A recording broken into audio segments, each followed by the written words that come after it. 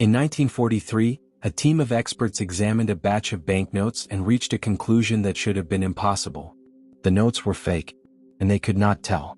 The Bank of England, the institution that had issued those notes, that had designed every security feature embedded in them, that employed the most experienced currency authentication specialists in the world, could not distinguish its own genuine currency from the forgeries sitting on the table in front of them.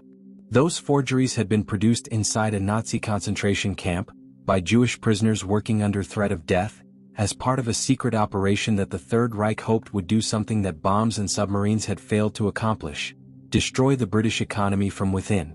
In this documentary, you will learn the full story of Operation Bernhard, the largest and most technically sophisticated counterfeiting operation in the history of modern finance. You will discover why the British pound was considered the hardest currency in the world to fake, and how a group of imprisoned artists, typographers, and bankers managed to replicate it with such precision that their work circulated freely through European banks for years without detection. You will follow the money as it moved through neutral countries, funded Nazi espionage operations, and quietly undermined the financial foundations of the war effort it was designed to destroy. And you will find out what happened when the Bank of England finally realized what was happening, and what it did about it. This is not just a story about forgery. It is a story about the nature of money itself, about what gives a currency its value, what can destroy that value, and how one of the most sophisticated financial institutions in the world nearly lost a war it did not know it was fighting. It begins in 1939 with a currency that dominated the world, and a regime that wanted to bring it down.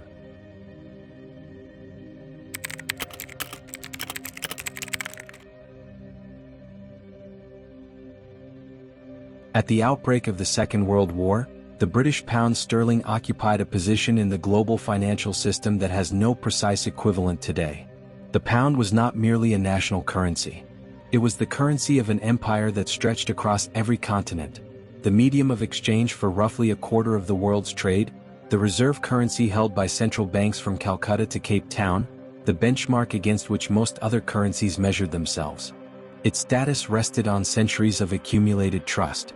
The Bank of England, founded in 1694, was the oldest and most respected central bank in the world. British government bonds, gilts, were considered the safest asset available to international investors. The pound's value was backed not just by the economic output of the United Kingdom but by the collective confidence of the entire British Empire. To attack the pound was to attack something far larger than a national economy. It was to attack a financial system that underpinned international trade across the globe. And that, precisely, was what the Nazi regime set out to do. German strategic thinking in the early years of the Second World War recognized that Britain's ability to sustain the conflict depended critically on its financial capacity. Fighting a global war required money, enormous quantities of it, to pay soldiers, purchase equipment, import raw materials, and maintain the civilian economy at a level that kept the population willing to sustain the sacrifice the war demanded. Britain was financing its war effort through a combination of taxation, domestic borrowing, and international credit, much of it dependent on the continued confidence of international partners in the soundness of the British financial system. If that confidence could be shaken, if the pound's reputation for reliability could be undermined, the consequences for Britain's war financing capacity would be severe. Import costs would rise. International credit would become more expensive or unavailable. The domestic inflation that always accompanies wartime spending would be amplified. The economic damage from a credible attack on the pound could, in theory, be as devastating as a military defeat. And it could be achieved without a single additional soldier being put at risk. The operational concept behind what would become Operation Bernhard was straightforward in its logic, even if the execution would prove to be extraordinarily complex. If the international market were flooded with counterfeit British pounds, produced in sufficient quantity and of sufficient quality to pass as genuine, two separate but reinforcing effects would follow.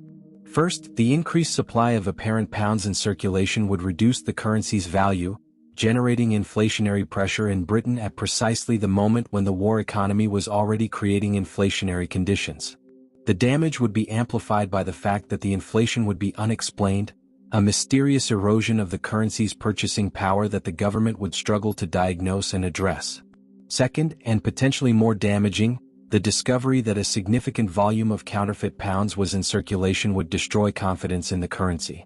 If holders of pounds, foreign governments, banks, businesses, could not be certain that the notes they held were genuine, the pound's role as a medium of international exchange would be fundamentally compromised. The trust that gave the currency its value would evaporate. The plan required one thing above all else: forgeries of sufficient quality that they could not be distinguished from genuine notes. And that, as the Germans quickly discovered, was a problem of extraordinary technical difficulty.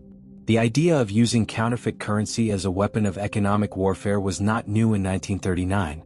The Nazi planners who conceived Operation Bernhard were working from a historical playbook. And, with a certain historical irony, the playbook had been written by the British themselves. During the Napoleonic Wars of the early 19th century, the British government had authorized the production of counterfeit French assignats, the revolutionary currency, and arranged for their distribution in France. The operation had contributed to the already severe inflation that was destabilizing the French economy and undermining the Republic's financial foundation. Napoleon had responded by producing counterfeit British banknotes in retaliation, an operation that had limited success because British currency security was already more sophisticated than French currency of the period. The German planners were aware of this history. They studied it, and they concluded that the approach that had worked against revolutionary France could be made to work against wartime Britain, if the technical challenge of replicating the pound's security features could be solved. The origins of Operation Bernhard within the Nazi command structure can be traced to the intelligence and security apparatus of the SS. The Schutzstaffel, the paramilitary organization that controlled, among other things, the concentration camp system and the Reich's foreign intelligence operations. The initial conceptualization of the operation is associated with Reinhard Heydrich, the head of the Reich Main Security Office, one of the most powerful and feared figures in the Nazi hierarchy, and the architect of many of the regime's most systematic crimes.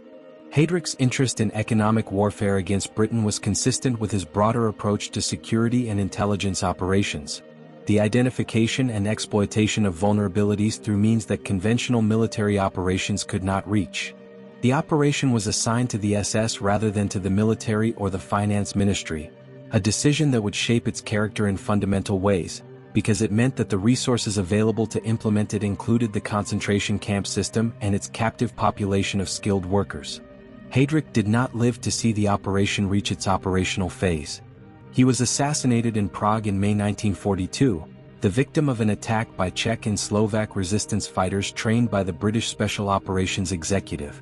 By then, the operational details of what would become Operation Bernhard had been handed to the man who would actually build it.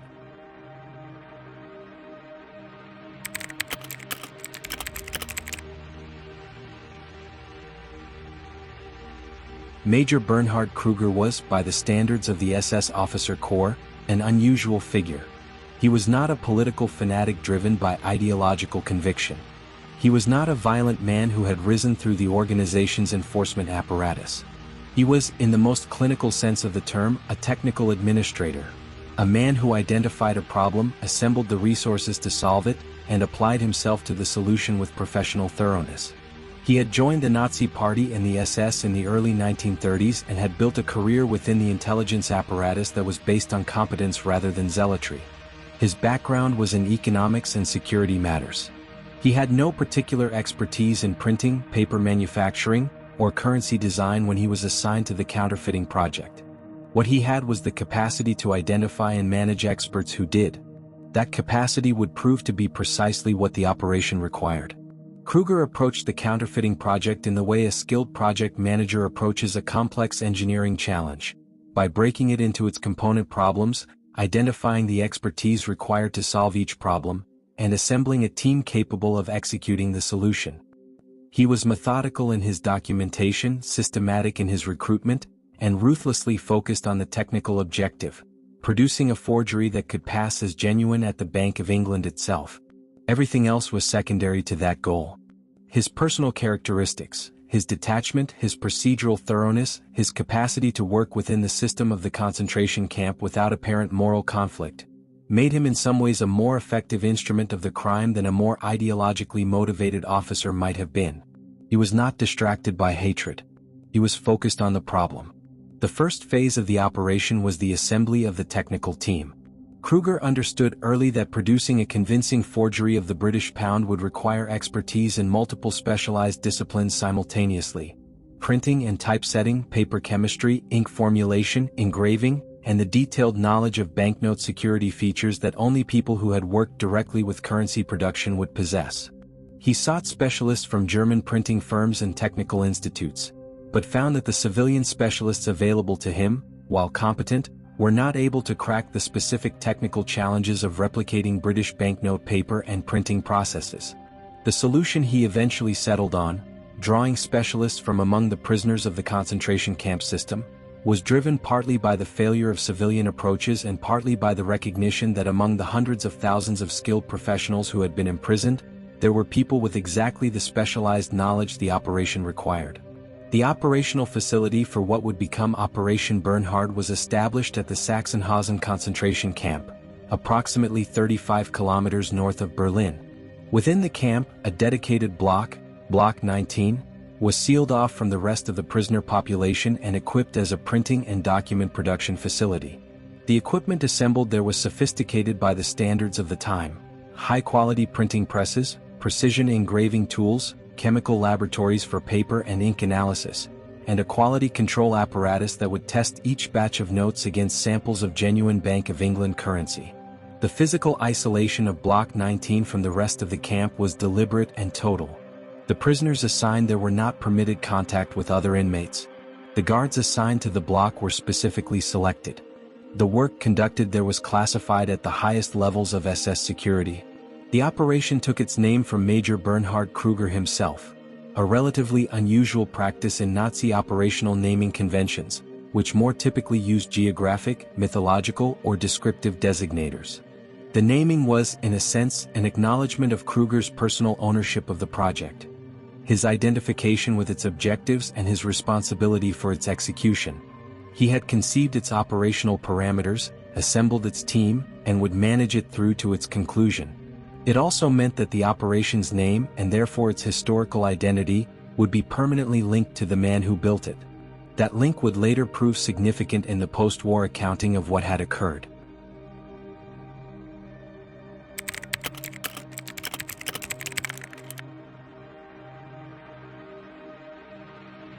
The Bank of England's currency design in the late 1930s was the product of nearly 2.5 centuries of accumulated security thinking, a continuous process of identifying potential vulnerabilities and engineering solutions to close them.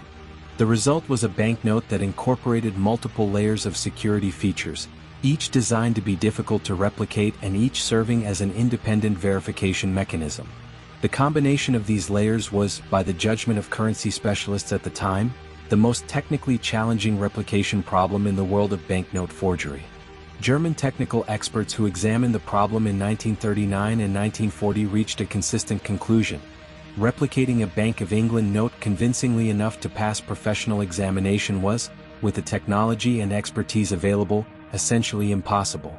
That assessment would be revised, but only after a team of imprisoned specialists demonstrated that the seemingly impossible could be achieved. The initial phase of the German counterfeiting effort, conducted by civilian technical specialists contracted through the SS, produced results that were consistently inadequate. The notes produced in these early attempts could fool casual examination but did not pass the scrutiny of professional currency handlers. The paper felt wrong. The printing lacked the precise characteristics of the genuine article.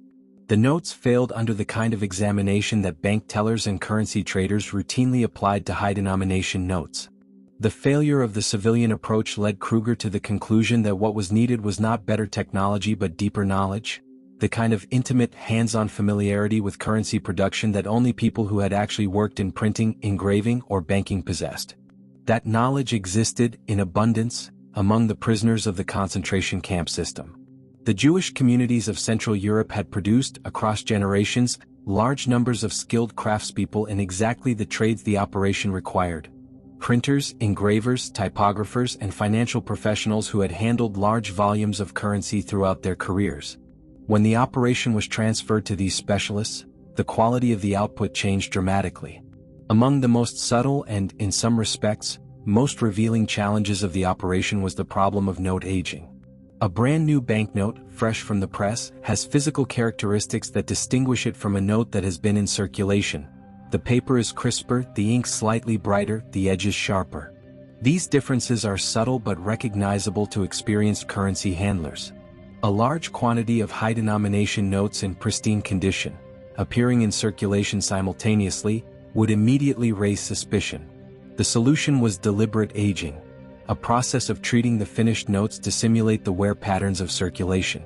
This required an understanding of exactly how genuine notes aged in normal use, which areas showed more wear, how the paper softened, how the ink characteristics changed over time. The prisoners assigned to this task developed methods, involving controlled mechanical wear, humidity exposure, and careful handling, that produced notes with convincing age characteristics. It was painstaking, detail-oriented work, and it represented one of the most distinctive contributions of the prisoner workforce to the operation's eventual success.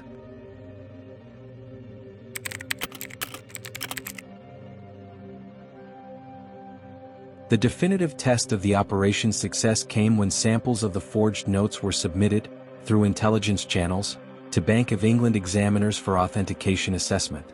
The examiners applied the full range of tests available to them: visual inspection under normal and ultraviolet light, examination of the paper's fiber content and watermark, assessment of the printing characteristics, analysis of the serial number format, and tactile examination of the intaglio impression. Their conclusion was the one that the operation had been designed to produce: the notes were genuine. This was not a finding that the examiners reached easily or without extensive examination. They were among the most experienced currency authentication specialists in the world, working with the best available equipment. The fact that they could not identify the forgeries represented a genuine technical achievement, one that had, by the assessment of the prisoners who produced it, required over a year of continuous refinement to reach. The operation focused its production on the higher denomination notes, 5, 10, 20, and 50-pound notes, rather than on the smaller denominations that circulated most widely among the general population. The strategic logic was clear. High-denomination notes were used primarily in large commercial and financial transactions, exactly the transactions through which the maximum economic disruption could be created. A 50-pound note circulating through an international bank carried far more economic weight than a 1-pound note in an ordinary retail transaction. The focus on high denominations also reduced the volume of notes required to achieve a given level of economic disruption, an important consideration given the production constraints of a concentration camp facility, however well equipped. The total output of Operation Bernhard, over its operational life, has been estimated at more than £134 million in face value. To appreciate the scale of this figure, it is necessary to contextualize it against the British wartime economy. The total value of Bank of England notes in circulation at the outbreak of the war was approximately £500 million. The operation had produced forgeries equivalent to roughly a quarter of the entire genuine note circulation, and done so in denominations that, if successfully introduced into circulation, would have had an outsized impact on the high-value end of the currency market. Not all of this output reached circulation. A significant portion was retained in storage, some was destroyed, and some was lost in the events that accompanied the collapse of the Nazi regime. But enough entered circulation to create the effects that the operations planners had hoped for, effects that the Bank of England struggled for years to fully assess. The most telling measure of the operation's technical success was not the Bank of England's laboratory assessment.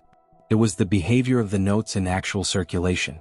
Large quantities of Operation Bernhard forgeries passed through the banking systems of neutral European countries, Switzerland, Portugal, Spain, Sweden, without being detected. They were accepted by bank tellers, processed through clearing systems, and in some cases held as foreign currency reserves by financial institutions that had no reason to question their authenticity. The notes remained undetected not for days or weeks but for months and, in some documented cases, years.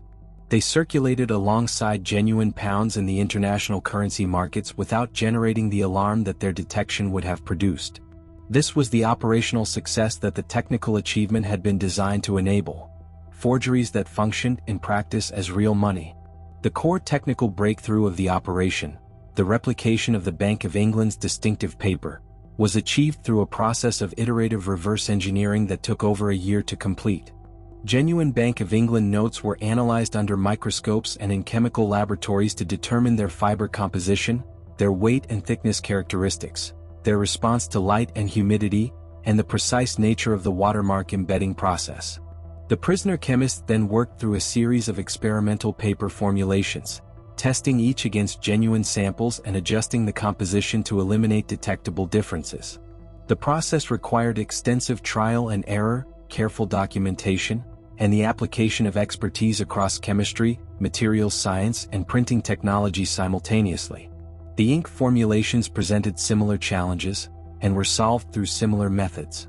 The specific optical characteristics of Bank of England printing inks, which differed subtly from commercial inks in their response to ultraviolet light and their aging characteristics, were eventually replicated through careful analysis and reformulation.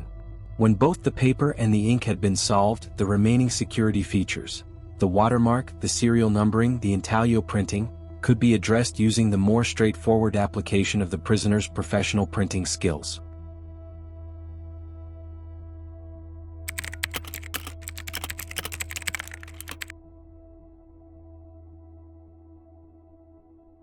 Producing convincing forgeries was only half of the operational challenge. Getting them into circulation, introducing them into the international financial system in a way that maximized their impact without triggering immediate detection, required a distribution network of corresponding sophistication. The SS developed a distribution apparatus that used multiple channels simultaneously. Notes were moved through the financial systems of occupied European countries, where the SS control of the local authorities facilitated the introduction of large quantities without the risk of official investigation.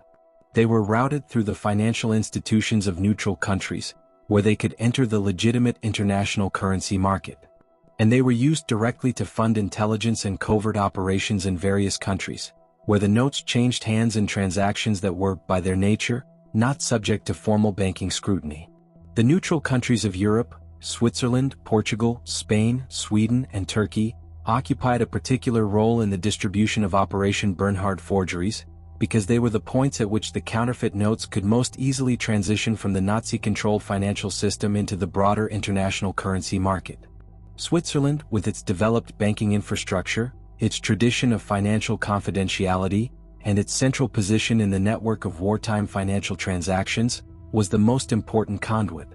Large quantities of forged pounds were introduced into Switzerland through various channels, including through the accounts of SS front companies and through the currency dealings of individual agents, and from there into the wider European and international financial system. Portugal, which served as a financial hub for transactions between Europe and the rest of the world throughout the war, was similarly used. Lisbon's position as a meeting point for intelligence services from multiple belligerent powers made it a natural environment for the kind of unscrutinized currency transactions that the operation required. The most direct operational use of the Operation Bernhard forgeries was as a funding mechanism for Nazi intelligence and covert operations outside Germany. Running espionage networks, maintaining agents, and conducting covert operations in foreign countries required currency that was usable in those countries, and preferably currency that could not be traced to Germany.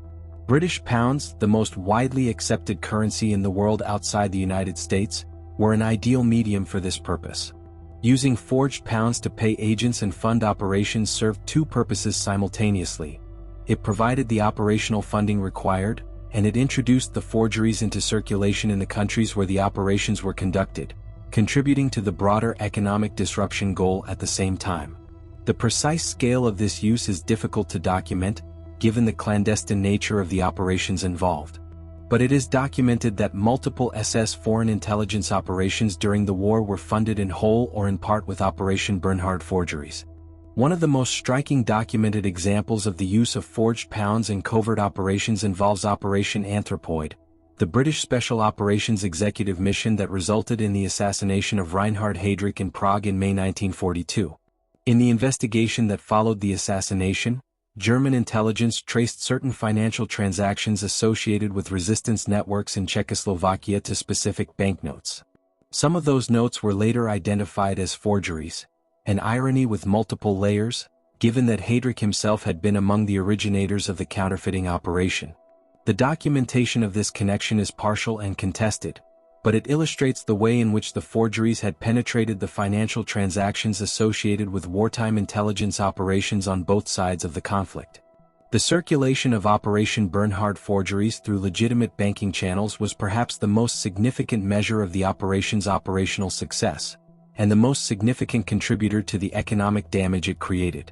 Banks in Switzerland, Portugal, Spain, and other neutral countries processed forged notes through their normal operations, accepting them in deposits, including them in currency reserves, and passing them through clearing systems, without detecting the forgeries. The notes passed the scrutiny of trained bank staff because they had been designed to do exactly that.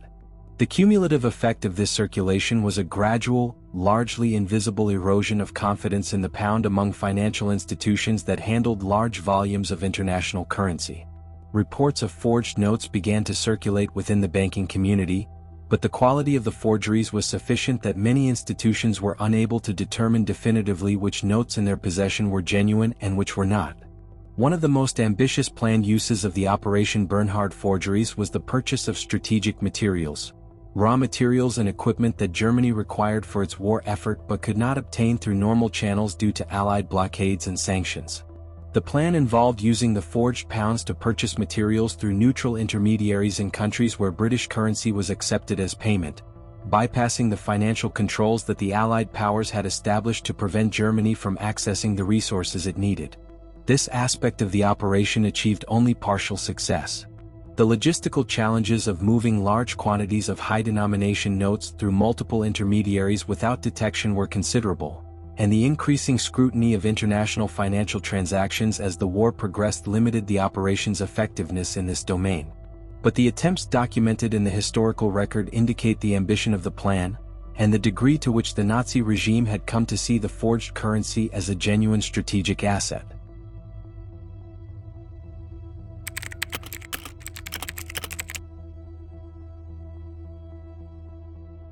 The Bank of England's awareness that something was wrong with the pound's international circulation developed gradually, through the accumulation of reports from banks and financial institutions in neutral countries that had encountered notes that, while initially accepted as genuine, had subsequently been questioned. The initial reports were ambiguous. The quality of the forgeries was high enough that many were not definitively identified as counterfeit even when subjected to examination, leading to uncertainty about whether individual notes were genuine or false. The pattern of distribution, across multiple countries through multiple channels without obvious geographic concentration, made it difficult to identify the source or estimate the scale of the problem. By 1943, however, the accumulation of reports had reached a point at which the bank could no longer treat the problem as isolated or marginal. The volume of suspicious notes was too large, and the geographic distribution too wide, to be explained by ordinary criminal counterfeiting. Something more systematic was occurring. The Bank of England's response to the evidence of systematic counterfeiting was conducted with extraordinary secrecy, a secrecy driven by the recognition that public acknowledgement of the problem would be far more damaging than the counterfeiting itself. If it became widely known that a significant volume of forged pounds was in circulation, and that the bank could not reliably distinguish genuine from counterfeit notes, the consequences for confidence in the currency would be severe. Holders of pound-denominated assets, foreign governments, banks, businesses, and individuals, might attempt to exchange their pounds for other currencies or for gold. The resulting pressure on the pound would amplify the economic damage that the counterfeiting was designed to cause. The investigation was therefore conducted internally, with information restricted to a small number of senior officials. External communications about the problem were carefully managed to avoid triggering the market reaction that disclosure would produce. The most significant operational response to the counterfeiting problem was a decision that had no precedent in the Bank of England's history: the withdrawal from circulation of all notes with a face value above £5. This decision, implemented beginning in 1943 and completed by 1945, was justified publicly on grounds that were deliberately vague. The official explanation emphasized the need to prevent enemy counterfeiting without acknowledging the extent to which that counterfeiting had already succeeded. The practical effect was to eliminate from circulation the denominations that Operation Bernhard had targeted, the 5, 10, 20, and 50-pound notes that the forgeries had been designed to replicate. New designs for higher denomination notes were commissioned, incorporating security features that the existing forgery operation could not replicate. The withdrawal was one of the most significant unilateral actions taken by the Bank of England in the entire 20th century.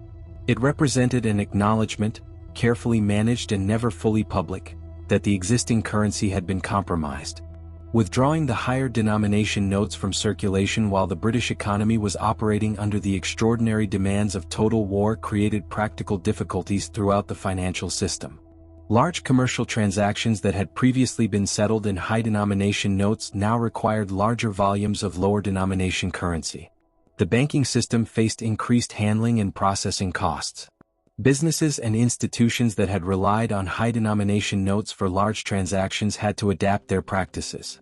The disruption was real, but it was managed, partly because the wartime economy was already operating under extensive government controls that gave the authorities tools to manage financial flows that would not have been available in peacetime, and partly because the secrecy surrounding the reason for the withdrawal prevented the kind of public alarm that might otherwise have accompanied such an extraordinary measure. The Bank of England's public silence about the full extent of the Operation Bernhard forgeries persisted well beyond the end of the war, for reasons that were partly institutional and partly strategic. Institutionally, the bank had a strong interest in protecting its reputation as the guardian of the world's most trusted currency. The admission that a wartime enemy had produced forgeries of sufficient quality to pass professional examination, and that those forgeries had circulated freely through the international banking system for years, would have been an extraordinary reputational blow. Strategically, the post-war period was one in which the restoration of confidence in international financial systems was a paramount concern. The pound, though weakened by the war, remained a significant international currency. Public acknowledgement of how thoroughly it had been compromised by the forgery operation would have complicated the currency's post-war rehabilitation. The full picture of the operation's scope and success was assembled gradually, through the testimony of survivors, the examination of captured documents, and the recovery of physical evidence in the decades following the war.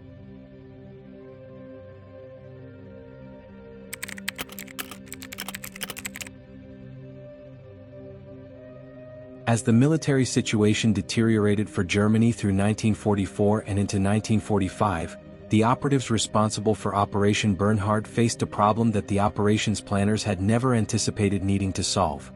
What to do with an enormous stockpile of high-quality forgeries when the regime that had produced them was collapsing. The notes represented both evidence of a major war crime and a potential economic threat.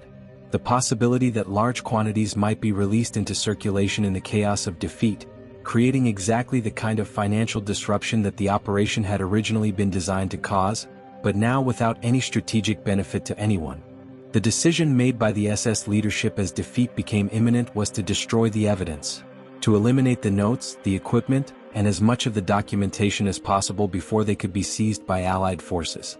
In the final weeks of the war, the remaining output of Operation Bernhard, along with the printing equipment and documentation from Block 19, was loaded onto trucks and transported southward, away from the advancing Allied armies. The destination was the Austrian Lake District, remote, difficult to access and far from the main theaters of military activity. Crates containing forged notes, printing plates, and operational documentation were loaded onto boats and dropped into the lakes. The operation to destroy the evidence was conducted under extreme time pressure, in conditions of near-total organizational collapse, and by personnel who were simultaneously managing their own survival. It was not systematic. Not everything was destroyed. Not everything that was destroyed completely. And much of what was dropped into the lakes did not immediately sink to depths from which recovery would be impossible. The primary dumping site for the Operation Bernhard materials was Lake Toplitz, a deep, narrow mountain lake in the Austrian Alps, approximately 90 kilometers southeast of Salzburg. Lake Toplitz's characteristics made it appear ideal for the purpose. It is deep, cold, and largely anoxic below a certain depth, conditions that would preserve organic materials like paper almost indefinitely while making recovery extremely difficult. The crates sunk there in the final days of the war would, in theory, remain inaccessible at the bottom indefinitely. In practice, recovery efforts began almost immediately after the war, initially by former SS personnel attempting to retrieve materials they had hidden, and later by official and unofficial treasure hunters, documentary filmmakers and professional salvage operations over the subsequent decades. Multiple expeditions to Lake Toplitz recovered significant quantities of Operation Bernhard forgeries from the lake bed. Notes that, despite decades of submersion, remained in remarkable condition due to the lake's preservation properties. Millions of pounds in forged notes were retrieved. The question of how much remains on the lake bed has never been definitively answered. The fate of the Operation Bernhard forgeries that did not end up in Lake Toplitz or the other Austrian lakes remains, in significant part, unresolved. Quantities of notes that had already entered circulation through the SS distribution network were, by the end of the war, dispersed through the financial systems of multiple countries. Some had been identified and withdrawn. Others had not. The Bank of England's post-war assessment of how many forged notes remained in circulation produced estimates that varied widely, reflecting the inherent difficulty of detecting forgeries that had been designed not to be detected. Notes continued to surface in European circulation for years after the war ended. Some were identified through systematic examination programs. Others may never have been identified, either because they remained in private possession or because they passed through transactions without triggering scrutiny. The definitive accounting of how many Operation Bernhard forgeries remain in circulation, or preserved in private collections, or lying at the bottom of Austrian lakes, has never been completed. The prisoners who had been assigned to Operation Bernhard were transferred, as the Allied advance accelerated, from Sachsenhausen to other camps further from the front. Several were moved to Mauthausen concentration camp in Austria, where they were held until the camp was liberated by American forces in May 1945. The survival rate among the Block 19 prisoners was, by the standards of the concentration camp system, relatively high, a direct consequence of the protection that their usefulness to the operation had afforded them. But the protection had been partial and conditional, and not all of the original prisoner workforce survived to liberation. Those who did survive faced the challenge confronted by all concentration camp survivors: rebuilding lives that had been destroyed, in many cases without the communities, families, or material foundations that the pre-war world had provided. Several of the survivors later testified in detail about the operation, providing accounts that formed the basis for the historical record of what had occurred in Block 19. Among the most detailed and widely known accounts was that of Adolf Berger, a Slovak printer who had been among the prisoner workforce and who published a memoir that was later adapted as a feature film, winning the Academy Award for Best Foreign Language Film in 2008.